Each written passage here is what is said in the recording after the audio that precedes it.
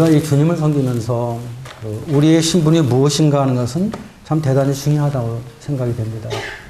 왜냐하면 우리의 신분을 정확히 알게 될 때 우리 신분에 맞는 그러한 삶을 살 수 있기 때문입니다.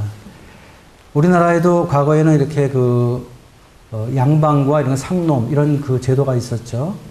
그래서 이제 이 상놈이 어떨 때 양반이 되는 경우가 있는데 양반이 되면 옷도 입는 것이 다르고 또 말하는 행동이나 태도도 다르죠. 그래서 양반의 옷을 입고 양반으로 살아가면서 과거에 자기가 상놈으로 살던 그런 행동을 하지 않고 양반의 신분에 합당한 그런 삶을 살려고 노력을 하게 되죠. 이와 마찬가지로 우리도 주님 안에서 우리의 신분이 무엇인가 하는 것을 정확히 알게 될 때 우리는 우리의 신분에 맞는 그러한 삶을 이 세상에서 살아갈 수 있다는 것입니다. 그래서 오늘 본문 말씀을 통해서 우리의 진정한 모습은 무엇인가 라는 제목으로 말씀을 선포하도록 하겠습니다. 다니엘이 지금 다니엘 1장에 나와 있는 이 다니엘의 모습은 굉장히 어려운 시대 때 하나님을 섬기는 그런 다니엘의 모습을 우리가 말씀에서 볼 수가 있습니다. 다니엘이 하나님을 섬겼을 때 이스라엘 나라는 망했습니다. 나라가 없어졌어요. 그리고 많은 사람들이 바벨론의 포로로 붙잡혀 간 그러한 시대에 하나님을 섬겼습니다. 정말 다니엘 시대에 하나님을 섬겼던 그 이스라엘 백성들은 이스라엘 역사 가운데서 가장 고난 가운데 있을 때, 고난의 최절정기였을 때 하나님을 섬기는 사람들입니다. 참 그들이 생각할 때 이해할 수 없는 것이었습니다. 왜냐하면 이스라엘 백성들은 이스라엘이 망한다는 것은 있을 수가 없는 것입니다. 세상의 모든 나라가 망한다 할지라도 이스라엘은 하나님의 백성의 나라이기 때문에 망할 수 없는 나라입니다. 그런데 이 망할 수 없는 나라가 망했어요. 또 그 이스라엘 나라의 백성들은 망해서는 안 되는 선택받은 민족들입니다. 하나님으로부터 선택받은 이스라엘 민족들입니다. 그런데 망했어요. 그러므로 인해서 이스라엘 백성들은 그가 하나님으로부터 택함 받은 백성으로서의 어떤 자존심이 무너졌죠. 그리고 이방 민족의 포로가 되는 그런 수치를 당했던 시대였습니다. 그리고 이방인들 가운데서 가장 음란하게 우상을 섬기는 바벨론에 의해서 망한 것입니다. 얘들은 아무것도 가진 것이 없었어요. 나라도 없죠. 왕도 없죠. 땅도 없죠. 주권도 없죠. 그들이 그렇게 믿었던, 그래서 절대 멸망하지 않을 거라고 생각했던 성전도 다 무너졌어요. 그리고 그들의 신앙마저도 위협받는 어려운 환경 가운데서 주님을 섬기고 있었습니다. 특별히 여기 다니엘과 이 친구들은 이제 포로로 지금 붙잡혀가 있죠. 그래서 이제 바벨론의 학문과 문화를 배우고 언어를 배우는 그런 가운데 있었습니다. 또 그리고 왕의 음식과 그 포도주를 공급받는 그러한 상황에 있었습니다. 여기 7절에 보게 되면 이제 이름을 바꾸는 이런 것을 보게 되죠. 그래서 다니엘, 사드락, 메삭, 다니엘은 벨드사살, 하나냐는 사드락, 미사엘은 메삭, 아샤라는 아벳느고. 여기 다니엘과 이 친구들의 이름은 다 하나님과 연관된 이름이었습니다. 그런데 이들이 바꾼 이름은 전부 다 이 바벨론의 우상과 관계되는 이름으로 바꿔버렸어요. 그래서 참 이들이 하나님을 섬기는 백성으로서 너무나 어려운, 너무나 비참한 그런 가운데서 그들이 하나님을 섬기는 그런 상황이었습니다. 만약에 우리가 지금 이러한 시대에 주님을 섬긴다면 어떻게 될까요? 몰라 우리가 주님을 섬기는 환경이 이렇게 되면 어떡할까 하는 생각을 해봤습니다. 정말 우리 중에서 믿음을 지킬 수 있는 사람이 얼마나 될까? 저 자신도 믿음을 지킬 수 있을까? 이런 생각을 제가 해봤습니다. 우리나라 일제시대 때 우리가 이러한 환경에 있었죠. 얼마 전에 그 12월 25일에 KBS에서 일사가고 주기철이라는 그런 그 다큐멘터리가 방영된 게 있습니다. 저도 좀 봤는데요. 제가 그 주기철 목사의 생애를 이렇게 보면서 오늘 이 시대에 주님을 섬기는 저는 너무나 편하다는 생각을 해봤습니다. 너무 고난이 없는 것입니다.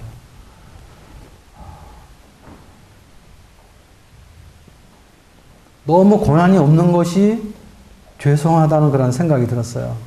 그러면서 주기철 목사처럼 내가 일제시대 때 신사참배하지 않고 우상숭배하지 않고 정말 믿음을 지킬 수 있을까? 이런 생각을 제가 해봤습니다.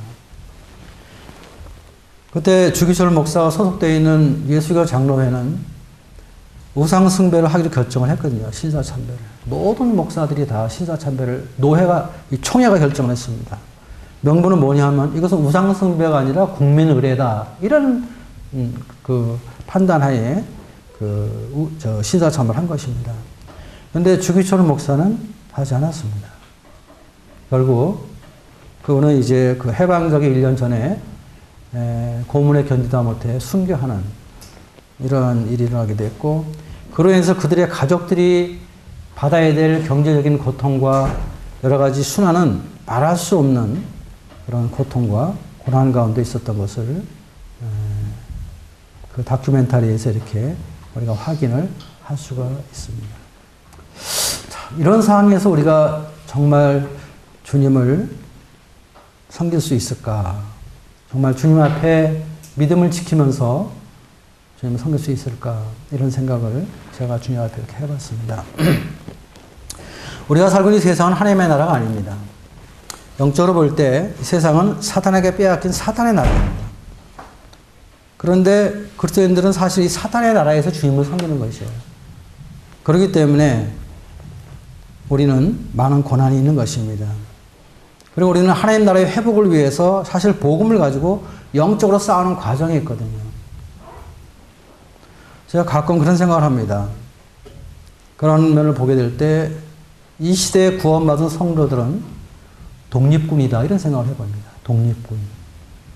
우리가 일제의 나라를 빼앗겼을 때 나라의 독립을 위해서 자기의 삶을 헌신하고 자기 생애를 국가를 위해 바쳤던 독립군들이 있죠. 일제 36년 동안. 그들은 참 많은 고난 가운데서 이 빼앗긴 나라를 회복하기 위해서 자기의 삶을 헌신한 분들입니다. 영적으로 볼 때 사실 이 세상이 그런 것입니다. 사탄의 나라예요. 그리고 이 나라의 회복을 위해서 우리 그리스도인들은 복음을 가지고 싸우면서 주님을 섬기는 것이죠. 그래서 사실은 우리가 이 땅에서 주님을 섬길 때 고난받는 것은 어떤 면에서 필수인 것입니다. 우리는 고난받는 것을 싫어하죠. 저부터 고난받는 것이 사실 무섭습니다.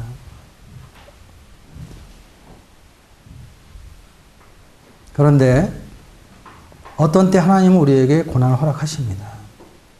우리는 고난받기를 원하지 않지만 어떤 때 하나님은 우리에게 우리가 원하지 않는 고난을 허락하십니다. 왜 그러냐 하면 그런 가운데서 하나님께서 하나님 되심을 나타내시고 하나님이 우리 가운데 살아계심을 우리에게 보여주시는 것입니다. 하나님께서 이 고난 가운데 역사하시는 모습을 우리에게 계시해 주시고 그리고 자신을 나타내시는 그런 하나님인 것을 우리에게 보이기 위해서 그런 일을 허락하십니다. 저도 종종 주님을 섬기면서 개인적으로 또 교회적으로 이렇게 고난받는 그런 환경이 있었습니다. 그럴 때 마음 가운데 그런 생각이 들죠. 왜 우리에게 이런 고난을 허락하시는가? 왜 하나님은 우리에게 이런 어려운 일을 허락하셔서 우리로 하여금 이렇게 마음 가운데 갈등하게 하시는가? 이런 생각을 할 때가 있어요. 그러나 주님은 그러한 가운데서 주님의 살아계심을 나타내시고 역사하시는 분이십니다. 다니엘은 정말 어려운 환경 가운데서 주님을 섬겼지만 그는 이 다니엘서를 보게 될 때 하나님 앞에 원망한다든지 하나님 앞에 반문한다든지 하나님을 불평하는 그런 것이 없습니다.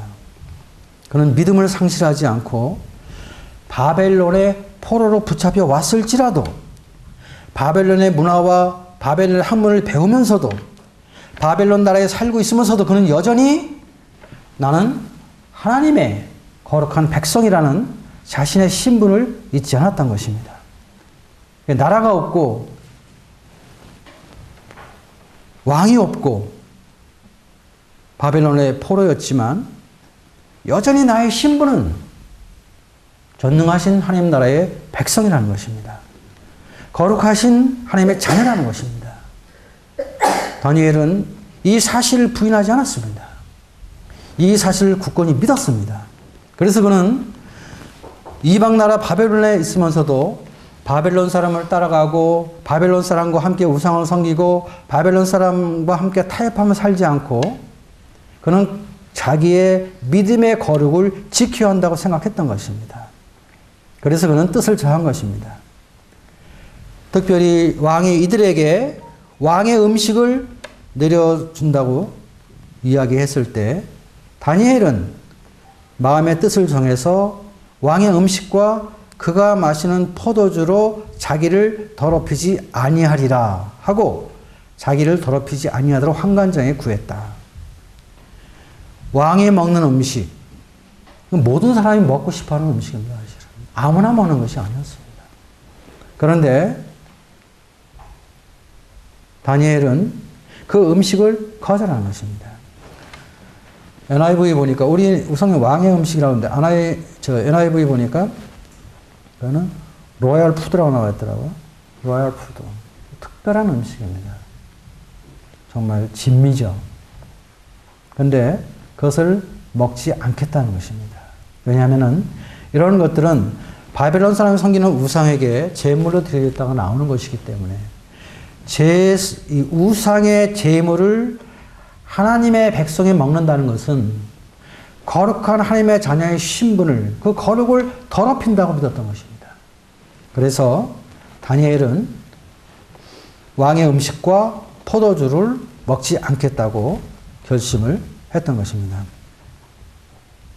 다니엘은 비록 자기의 모든 환경과 여러 가지 주변은 정말 어려운 환경이었고 정말 힘든 환경이었지만 그러나 그런 환경 속에서도 그는 하나님을 믿는 믿음 안에서 자기 자신의 신분이 무엇인가 하는 것을 알고 그 사실을 믿고 그리고 그 신분에 대해서 결코 흔들리지 않았다는 것입니다. 나라가 나라가 망했어도 왕이 없어졌어도 내가 믿는 하나님은 나의 삶 속에 나와 함께 하신다는 것입니다. 비록 내가 우상을 섬기는 이 많은 사람들과 함께 이곳에 끌려 살고 있지만 하나님은 나의 삶 속에 함께 하시며 내 안에 계신다는 이 믿음을 가졌을 때 그는 결코 흔들리지 않았다는 것입니다. 우리가 이 말씀을 깊이 생각해 볼 때 우리가 이 땅에 살면서 이 사단의 나라인 이 세상에 살면서 내가 누구인지 아는 것이 정말 중요한 것입니다. 내 자신의 정체성이 확립되면 우린 결코 흔들리지 않는 것입니다. 그리고 자신의 진정한 모습을 알게 될 때 우리는 우리가 알고 있는 우리가 믿고 있는 그 신분대로 우리가 행동을 하는 것입니다. 우리 이 땅에 살고 있지만 우리 하나님의 자녀입니다. 우리의 삶 속에 하나님이 함께 계십니다. 내 안에 성령님이 계십니다. 우리는 하나님의 거룩한 백성으로 부름을 받은 사람들입니다. 가끔 우리는 주님을 섬기면서 고난 중에 있을 때, 또 어려운 가운데 있을 때 우리 환경을 많이 바라보죠. 또 나 자신을 많이 바라보는 것입니다. 그럴 때 우리는 많이 실망하죠. 왜냐하면 내 자신이 문제투성이라 생각될 때가 있어요. 왜 나는 가난하지? 왜 나는 못생겼지? 나는 왜 세상적으로 이렇게 초라하지? 어떤 형들도 잘 나가는데 나는 왜 또 일이 안 되지? 뭐 이런 식으로 자꾸 나를 바라보면서 왜 나는 되는 일이 없지 하면서 왜 나는 이렇게 나가게 되면 우리의 신분은 하나님의 자녀이면서도 우리 상태 속에 전혀 그런 걸 못 느끼는 거예요. 나는 별 볼 일 없는 사람이고 쓸데없는 사람이고 이렇게 돼서 우리가 믿음 안에서 실족하는, 낙심하는 이런 일들이 종종 있게 되는 것입니다. 그러나 그럴지라도, 상태는 그럴지라도, 환경은 그럴지라도 나의 행동이나 나의 환경이나 나의 외모와 관계없이 나는 그리스도의 거룩한 피를 통해서 모든 죄사함 받은 하나님의 백성, 거룩한 백성이라는 사실을 우리 마음 가운데 늘 기억하는 것이 필요한 것입니다. 나는 하나님으로부터 의롭게 된 하나님의 자녀라는 놀라운 사실을 기억해야 되는 것입니다. 왜냐하면 이것이 나의 참 모습이기 때문에, 이것이 그래도 예수 안에서 하나님이 나에게 주신 참된 신분이기 때문에.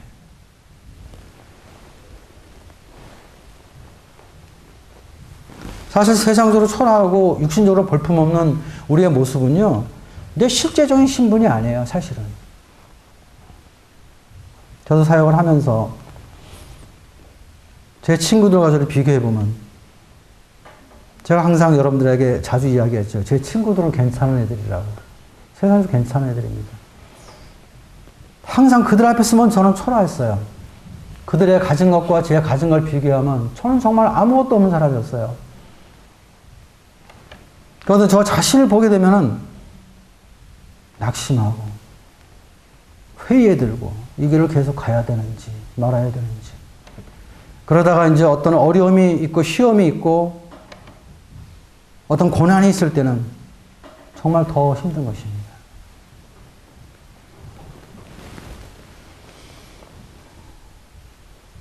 그런데 외모적으로 초라한 모습, 또 세상적으로 육신적으로 볼품없는 모습, 그것은 내 신분이 아닙니다. 나의 신분은 전능하신 하나님의 자녀입니다. 하나님 나라의 왕이신 하나님의 아들과 딸입니다. 이것이 우리의 참 모습입니다. 그리고 이 더러운 세상에서 거룩한 하나님을 나타내시기 위해서 하나님께서 우리를 부르셨다는 것입니다. 오늘 우리가 아침에 떡과 잔을 가지고 하나님 앞에 예배를 드렸습니다. 오늘 이 시간 하나님 말씀을 듣고 있습니다.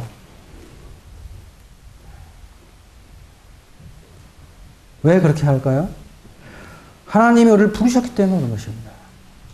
하나님 우리를 선택하셨기 때문에 그렇게 하는 것입니다.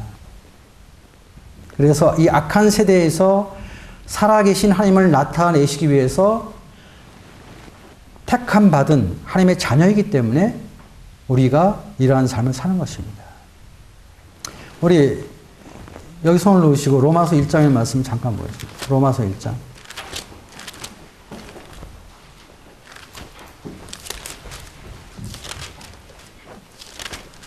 1장 1절입니다.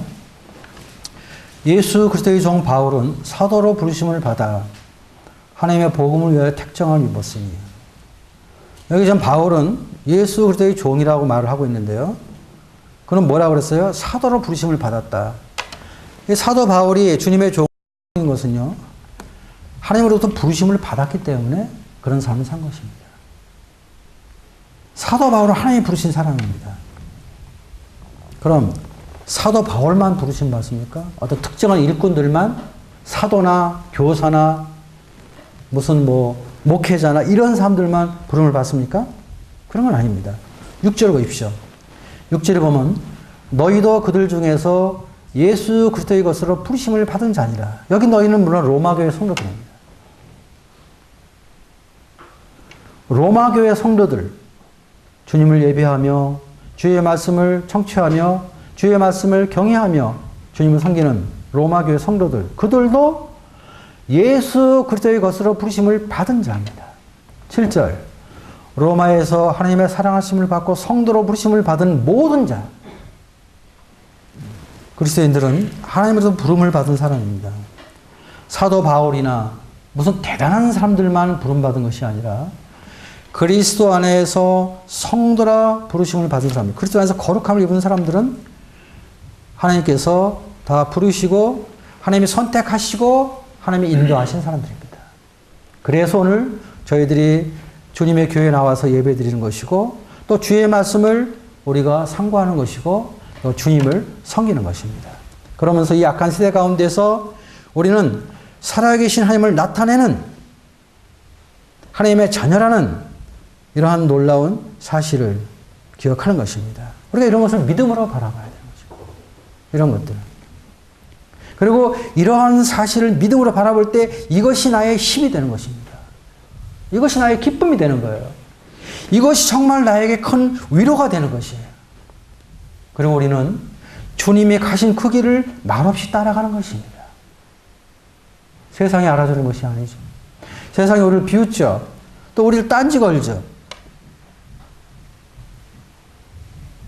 그래도 그리스도의 보배로운 피를 통해서 그리스도의 생명을 가진 하나님의 거룩한 백성, 하나님 앞에 의롭다고 인정함을 받는 하나님의 의인들, 이것이 바로 저와 여러분들의 신분입니다. 우리는 이 신분을 믿음으로 바라봐야 돼요. 근데 우리 상태를 볼 때는 어때요? 아무 느낌이 없어요. 내가 하나님의 자녀라고 그래서 무슨 그런 게 없어요. 느낌은 없지만, 감정적으로 볼 때 잘 알 수 없지만, 그래서 아무것도 아닌 것처럼 생각되지만, 그러나 우리에게 주신 편지, 하나님의 편지인 이 하나님의 말씀을 볼 때, 말씀을 펴서 볼 때, 말씀은 우리에게 하나님의 자녀라는 신분을 너무나 분명하게 말씀해 주고 있다는 것입니다.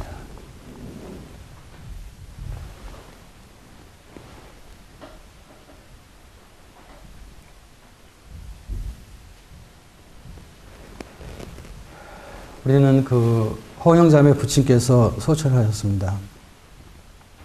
그래서 우리가 장례 예식에 같이 참여하고 왔죠. 그분이 세상을 떠나셨습니다. 우리는 세상에 지금 존재하고 있습니다. 그런 생각을 해봤습니다. 우리가 이 세상에 존재하고 있다는 것은 목적이 있어서 존재하는 것이죠. 목적이 있어서. 혼영자의 부처님이 소천하신 것은 그 목적이 끝났기 때문에 소천하셨다고 저는 믿습니다. 그분을 향한 하나님의 뜻은 아들을 보고 믿는 자마다 영생을 얻는 것이었습니다. 그것을 위해 주님께서 지금까지 그분의 생명을 보존하셨어요. 그리고 그것을 이루니까 불과 한 달 좀 지나서 소천하셨습니다. 참 소천하셔서 마음에 참 평안이 있습니다. 전혀 어려움이 없죠. 우리가 지금 이 세상에 살고 있습니다. 그냥 우연히 살고 있는 게 아닙니다. 할 일 없어서 괜히 살고 있는 것이 아닙니다. 무엇인가 하나님이 나와 함께 하셔서 나의 삶 속에서 무엇인가 이루기를 원하시는 하나님의 목적이 있는 것입니다. 우리는 그 목적을 알고 목적에 이끄는 삶을 살아가게 될 때 우리는 주님을 우리의 삶 속에 나타나게 되는 것이죠. 나의 상태를 볼 때는 별볼도 없지만 믿음 안에서 나의 신분을 볼 때는 나의 신분은 하나님의 거룩한 백성이고 하나님의 의로운 백성이기 때문에 하나님께서 이 세상에서 나에 대해서 기대하고 계신다는 것입니다. 우리는 매일매일 삶 속에서 주님이 나를 통해서 오늘 이루실 것이 무엇인가를 기대하는 이러한 믿음의 삶을 살 필요가 있습니다. 상태적으로는 그렇지 않을지라도 어떤 때는 부부간의 갈등 때문에 살아야 되나 말아야 되나 하는 갈등이 있을지라도 사업이 안 돼서 정말 부도가 낼 그런 지경 속에서 정신이 없을지라도 그래서 내 마음이 혼란스럽고 어려울지라도 그래도 여전히 나의 신분은 하나님의 백성이라는 것입니다. 참 우리 주님 앞에 우리는 이 한 가지 사실로 인해서 감사할 수밖에 없는 것입니다. 그리고 우리를 선택해 주시고 우리를 불러주시고 우리 삶 속에 함께 하시는 주님, 그분의 영광과 그분의 나라와 그분의 일을 구하는 삶을 사는 것이 정말 합당하다는 그런 마음의 생각을 해보는 것입니다. 그 동화에 이런 것이 있죠. 미운 오리 새끼라는 동화책을 본 일이 있으십니까, 여러분? 오리 새끼들이 같이 노는데 백조 새끼가 거기 하나 껴 있었어요. 근데 다 오리처럼 생겼는데 백조는 오리처럼 안 생겼잖아요. 그러니까 어떻게 돼요? 오리는 주둥이가 삐죽한데 백조는 그렇지 않아요. 또 오리는 이 날개나 이 깃털이 이렇게 갈색인데 백조는 흰색이에요. 그러니까 오리들이 볼 때 이 백조 새끼는 정말 이상한 거예요. 그러니까 어떻게 됐어요? 계속 따돌림을 받고 차별들을 받고 그래서 미운 오리 새끼가 됐죠. 그렇죠? 그래서 계속 오리들하고 살아가면서 이 백조는 계속 핍박을 받고 고난을 받게 되죠. 그런데 어느 날 놀라운 날이 있었습니다. 뭐냐면은 하늘 날아가던 백조가 우연히 새끼를 본 것입니다. 그리고 그 새끼 백조에게 말한 것입니다. 야, 너는 오리가 아니야. 너는 백조야.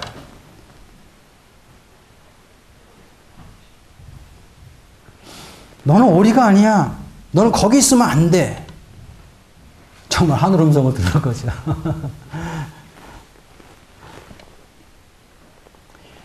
오리 새끼 아닌 백조인 것을 알았을 때, 이 날개는 헤엄을 치는 날개가 아니라 하늘을 나는 날개라는 걸 알았을 때, 백조가 어떻게 됐어요? 하늘을 날았습니다. 하늘을 날았어요. 그리고 땅의 것을 버리고 하늘의 것을 취하는 그런 모습을 보게 되죠. 이것이 이제 미운 오리 새끼에 나오는 하나의 이야기, 하나의 모습입니다. 저는 그 내용을 보면서 우리 그리스도인이 그와 같다는 것이죠.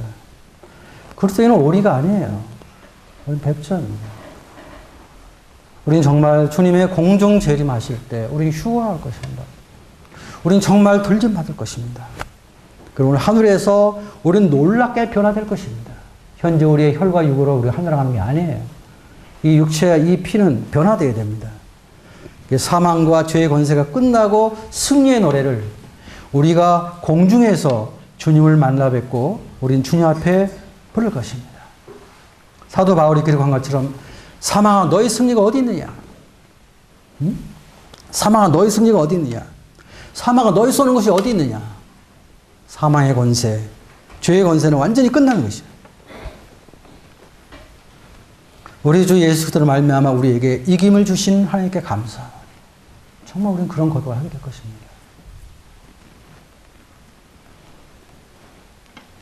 그렇기 때문에 우리는 이러한 소망을 든든히 하고 우리 자신의 신분을 주님 앞에 정확히 인식하고 이 땅에서 여러 가지 어려움이 있고 아픔이 있고 시험이 있을지라도 하나님의 백성으로서의 자부심을 가지고 우리 주님을 섬기는 이런 삶이 필요한 것입니다. 우리는 정말 미운 오리 새끼가 아니에요. 우리는 정말 우아한 백조입니다.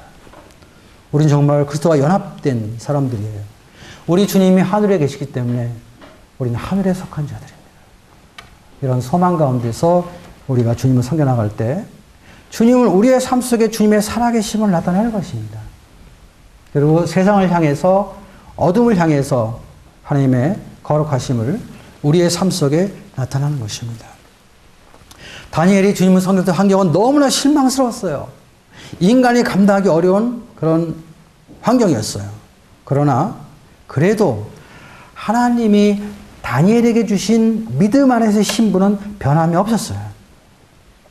그가 이방 세계에 살았어도 또 세상 문화에 휩쓸렸어도 그는 하나님 앞에서 자기 모습에 대한 실제적인 자기 인식을 가졌습니다. 내가 누구일까? 내가 누구인가? 나는 하나님의 거룩한 백성이야. 하나님께서 나를 부르셨고 하나님 나를 선택받은 사람들이야. 나는 바벨론 사람과 같은 사람이 아니야. 나는 저 사람들 같은 사람이 아니야. 그리고 그는 하나님 앞에 뜻을 정하고 왕의 음식과 그가 마시는 포도주로 자기를 더럽히지 않겠다고 하나님께 말씀한 것입니다. 그러므로 인해서 환관장과 그 주위에 있는 바벨론 사람들에게 하나님의 살아계심을 그들에게 보였던 것입니다.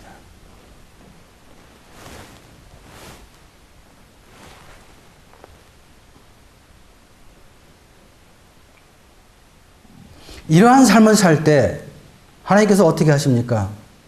9절 보세요. 하나님이 다니엘로 하여금 환관자에게 은혜와 긍휼을 얻게 하신지라. 하나님의 도우심이 있는 것입니다. 하나님의 신분에 합당한 삶을 살아갈 때, 그렇게 작정할 때, 그렇게 행할 때 하나님이 은혜와 긍휼을 얻게 하셨다. 그렇죠?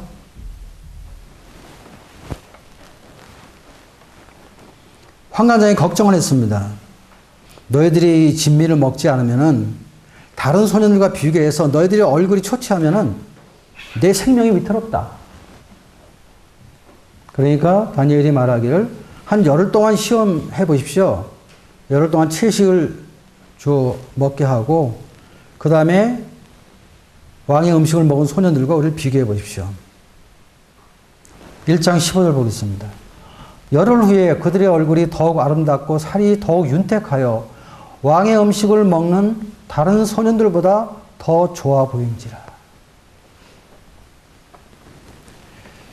왕의 진미를 먹는 소년들보다 채소를 먹는 다니엘과 이 친구들, 다니엘이 더 좋아 보였다는 것입니다. 이건 뭡니까? 이것은 하나님이 은혜와 긍휼을 베푸는 것입니다. 하나님께서 도와주시는 것입니다. 하나님께서 일하시는 거예요. 17절 보겠습니다.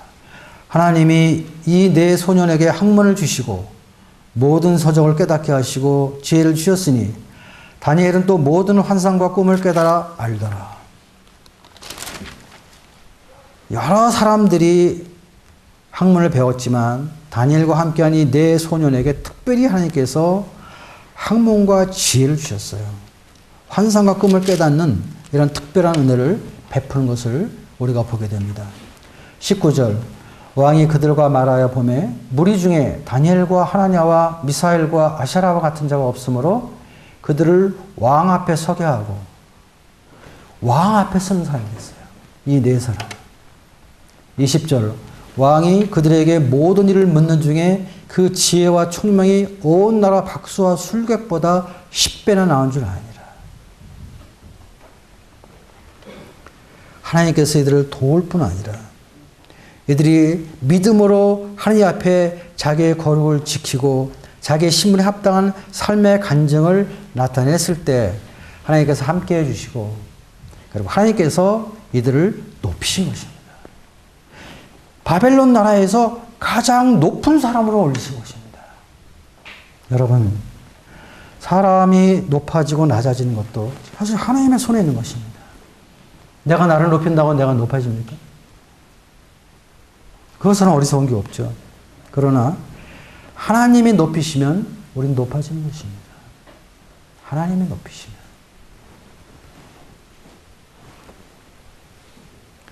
이방 세계에 하나님 모르는 많은 사람들 가운데서 이 다니엘과 이 세 친구들은 살아계신 하나님을 나타낸 것입니다.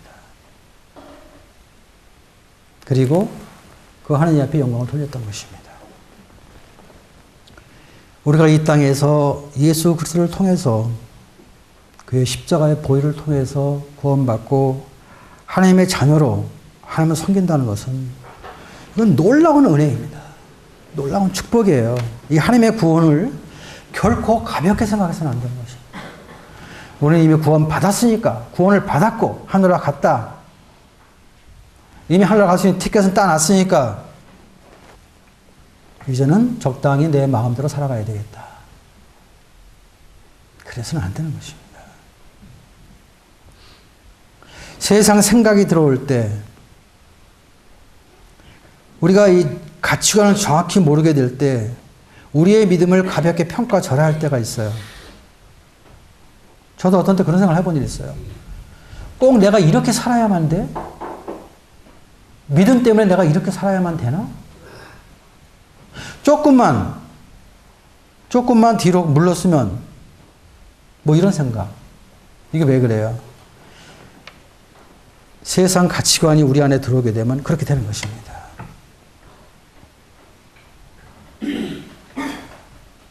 그러나 하나님께서 우리에게 주신 은혜, 이것은 너무나 귀하고 소중한 것입니다. 이 은혜를 우리가 하나님 앞에서 소중하게 간직하고 항상 하나님께 감사하는 그런 삶을 살 필요가 있습니다. 참 이러한 삶을 살 수 있는데 가장 크게 도움되는 것이 바로 예배입니다. 예배. 오늘 떡과 잔을 가지고 예배를 드렸습니다.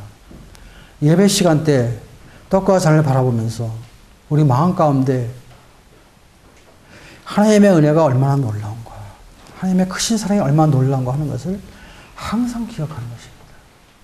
매주 모일 때마다 떡과 잔으로 우리 주님을 기억하는 것입니다. 주님께서 우리의 믿음을 보존하시는 거예요.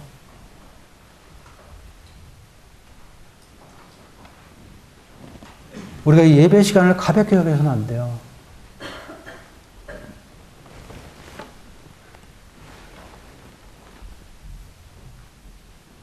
그리고 우리가 고난받을 때, 우리가 시험 당할 때, 이 하나님의 은혜가 우리 마음을 붙잡아 주는 것입니다. 이 은혜의 능력이 우리 마음을 움직이는 것이에요. 그래서 우리가 믿음을 지킬 수 있는 것입니다. 저와 여러분들이 지금까지 믿음 안에 있는 것은 우리가 종교심이 강하고 뭐 열심히 있어서 내가 신실해서, 그것보다 고난받을 때, 시험 당할 때 우리의 은혜를 베푸시는 하나님의 은혜가 우리 삶 속에 함께 하기 때문에 우리가 믿음을 지킬 수가 있는 것입니다. 저는 구원받기 전에 기성교회 다닐 때 아버지 하나님을 습관적으로 불렀어요. 교회 가니까 먼저 된 분이 다 하나님 아버지, 아버지 하면서 저도 하나님 아버지, 하나님 아버지. 그래서 이제 복음을 듣게 됐고, 저에게 복음을 전하는 어떤 그리스도인이 저보고 구원받지 않았다고 저한테 얘기를 하는 거예요. 구원받지 않은 사람은 하나님 앞에 아버지라 부를 수 없다는 거예요. 저는 또 그 소리를 듣고 그때부터 또 아버지 하나님 소리를 못했어요. 그래서 이 구원받고 해서 갈등하고 어느 날 주님께서 로마서 5장 8절 말씀을 통해서 복음을 깨닫고 예수님을 믿게 되었을 때, 그때 감사하기도 하면서 아버지 하나님하고 부를 수가 있었습니다. 아버지 하나님, 너무나 놀라웠어요. 누가 감히 거룩하신 하나님을 아버지라 부를 수 있을까? 그리고 정말 믿음의 확신 가운데서 하나님을 아버지라고 부를 수 있는 그 믿음을 가졌을 때 너무 놀라웠어요. 너무나 기뻤어요. I am Christian. 아무에게나 줄 수 있는 단어가 아니죠. I am Christian. 정말 주님을 모시고 사는 사람들, 그리스도 안에 있는 사람, 그 사람들이 정말 크리스찬이죠. 그리스도인입니다. 우리가 참 이러한 주님의 은혜를 기억할 때 우리가 교만한 자존심을 가질 필요는 없지만 정말 주님 앞에서 건강한 자존심을 가질 필요가 있습니다.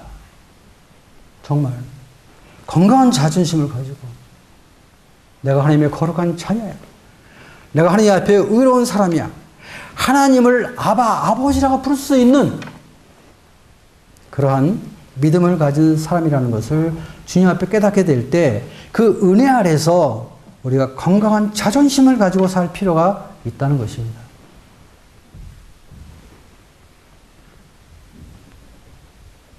물론 우리가 종종 넘어지기도 하고 죄 속에 머물 때도 있어요. 그래서 어떤 때 갈등하고 시험 볼 때가 있어요. 그러나 우리의 신분은 나의 행동에 따라 결정되는 것이 아닙니다. 주님이 우리의 행위를 따라서 우리를 구원하셨다면 우리의 신분은 취소가 될 거예요.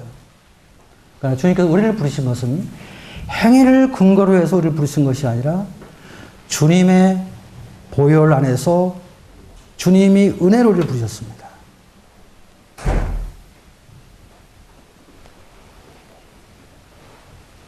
너무 감사한 것이죠. 만약에 행위로 우리를 부르셨다면, 제 행위가 주님 볼 때 기특해서 저를 부르셨다면, 제 행위가 그렇지 않을 때 저의 신분은 어떻게 되겠어요? 취소될 거 아닙니까? 그런데 우리의 신분은 우리의 행위로 결정되는 것이 아니라 오직 십자가의 피를 통해서 믿음으로 하나님 앞에 우리의 신분이 결정된다는 것입니다. 그리고 나의 참된 모습을 알게 될 때, 내가 누구인가 알게 될 때 그 신분에 맞는 삶을 살게 되고, 바로 그 믿음이 우리의 삶의 변화를 수반한다는 것입니다.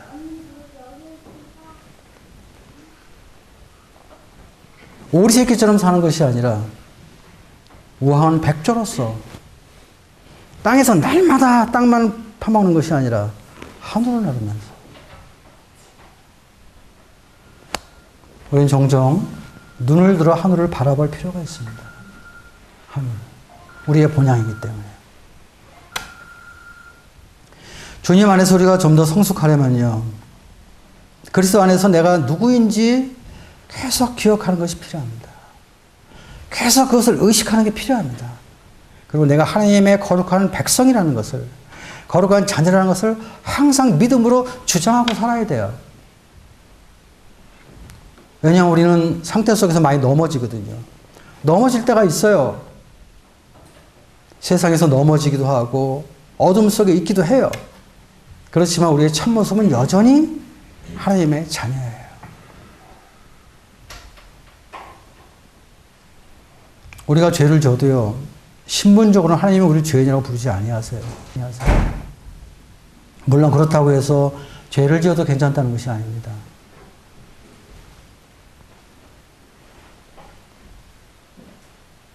어떤 사람은 죄 짓고도 떳떳하다고 생각하는데 그것은 성경이 말하는 믿음이 아니에요, 사실은.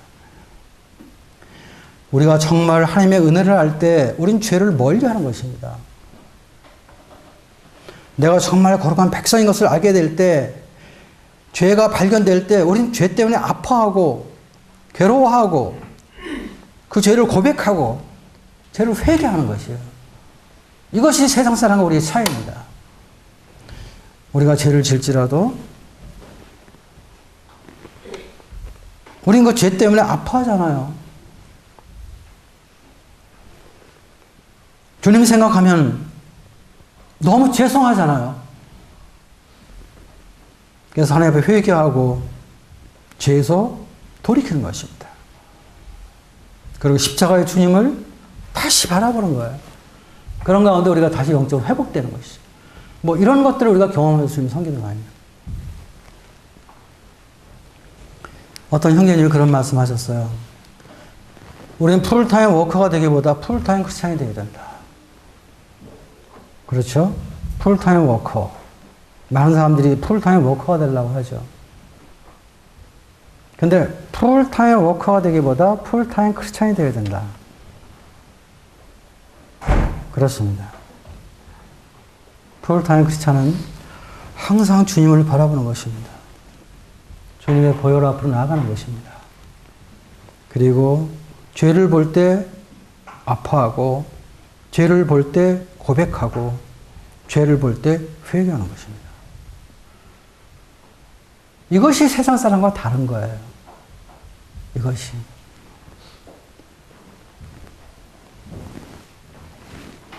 그리스도의 신분은 우리 행위와는 무관합니다. 그래서 주님 안에서 우리의 신분은 아무도 바꿀 수가 없어요. 아무도 바꿀 수가 없습니다. 사도 바울은 로마서 8장 35절에서 그런 말을 했죠. 누가 우리를 그리스도의 사랑에서 끊으리요? 누가 우리를 그리스도의 사랑에서 끊으리요? 환난이냐, 공고나, 핍박이나, 기근이나, 적신이나, 칼이랴. 39절에 보면은 우리 주 그리스도 안에 있는 사랑에서 끊을 수 없느니라. 우리 주 예수 그리스도 안에 있는 사랑에서 끊을 수 없다. 그렇습니다. 이것은 전적인 하나님의 은혜입니다. 이 은혜를 누리고 주님을 섬기는 것이 그리스도인의 삶이에요. 우리가 이 은혜를 떠나서 뭘 할 수 있습니까?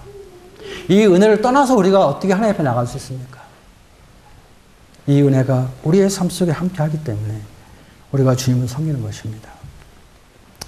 이 다음 시절은 누가복음 15장에 나오는 그 잃어버린 아들 비유, 우리가 소위 탕자라고 하죠. 그 탕자라고 하는 그 둘째 아들, 행위를 볼 때 그는 아버지 앞에 나갈 수가 없는 사람입니다. 행위를 볼 때 그는 아버지의 아들이 될 수 없는 거예요. 그래서 그는 어느 날 하늘과 아버지 앞에 죄를 졌다고 회개한 다음에 그는 자기 아버지 앞에 가는데 아들로서 가는 것이 아니라 종으로 가겠다고 고백을 합니다. 탕자는 자기가 아버지를 떠나서 죄지고 사는 자기 모습을 보게 될 때 아들이 아닌 종이라고 생각을 했던 것입니다. 사실 우리도 그럴 때가 많죠. 우리 자신 바라볼 때.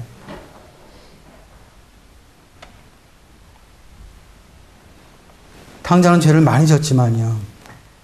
그가 하늘과 아버지께 죄진 것을 회개하고 아버지께 돌아갔을 때 아버지는 탕자를 종으로 영접한 것이 아니라 아들로 영접한 것입니다. 여전히 아버지는 아들로 영접한 것입니다. 탕자의 잘못에도 불구하고 탕자가 나는 종하겠습니다. 종입니다. 그렇게 했음에도 불구하고 아들의 신분은 변하지 않았던 것입니다. 이것이 바로 은혜예요. 우리의 신분은 변하지 않습니다. 그리스도 안에서 우리의 참모습은 여전히 하나님의 아들입니다. 우리가 아들답게 살지 못하는 그런 때가 있고 그것 때문에 괴로워할 때도 있지만 그러나 후일에 우리가 공중에 주님을 만났을 때 우린 정말 아들다운 아들의 모습으로 주님을 뵙게 될 것입니다.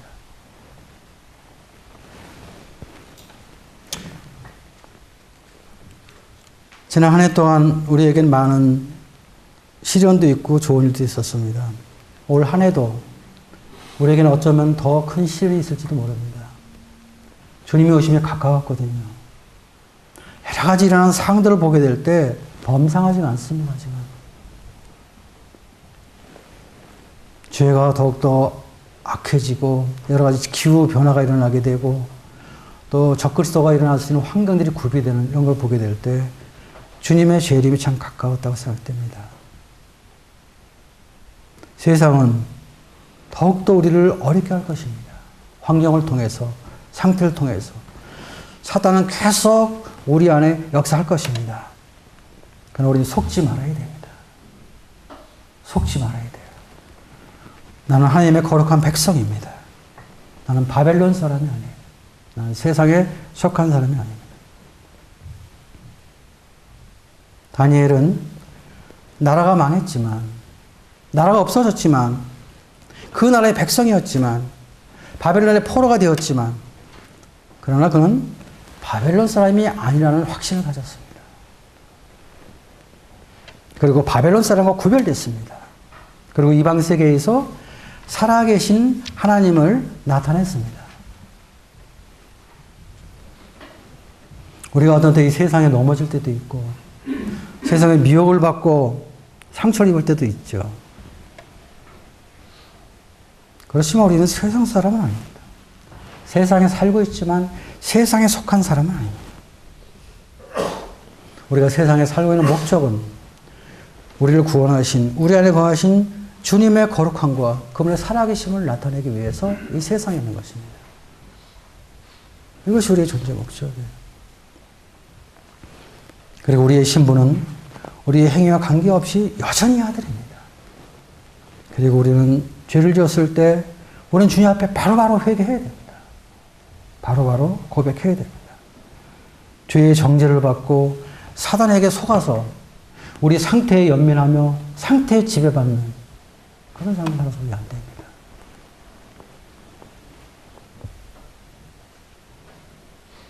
다니엘처럼 아들로서 당당히 살아가야 될 것입니다. 다니엘처럼 하나님의 거룩한 백성으로 당당히 살아가야 될 것입니다. 올 한 해 동안 우리에게 어떠한 시련과 어려움이 있는지 우리는 모릅니다. 그러나 어떠한 어려움과 환경이 좋지 않은 그런 시험이 있을지라도 하나님의 자녀로서 거룩한 백성으로서 당당히